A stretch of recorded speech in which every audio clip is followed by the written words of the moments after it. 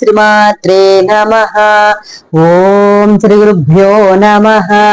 హరి ఓం. అందరికీ నమస్తే అండి. అందరూ కూడా అమ్మవారి అనుగ్రహంతో అందరము బాగుండాలని మనసారి అమ్మవారిని ప్రార్థిస్తూ ఉన్నాను. ఈ రోజున మనము సౌందర్య లహరిలోని 102వ శ్లోకము గురించి మనం విందాము. 101, 102, 103 ఈ శ్లోకాలు కూడా ప్రక్షిప్త శ్లోకాలు అని అంటారనమాట. ఈ 3 శ్లోకాలు కూడా ప్రచారంలో ఉన్నాయి. చాలా మందికి ఉపయోగపడచ్చు అని ఈ 3 శ్లోకాలు అయితే చెప్తున్నాను అనమాట. మనము 101వ శ్లోకం గురించి విని ఉన్నాం కదా. ఈ రోజున 102వ శ్లోకం గురించి మనము విందాము. ఈ శ్లోకంతో కనుక పారణ చేసినట్లయితే సూరత్వ సిద్ధి కలుగుతుందని చెప్తూ ఉన్నారు.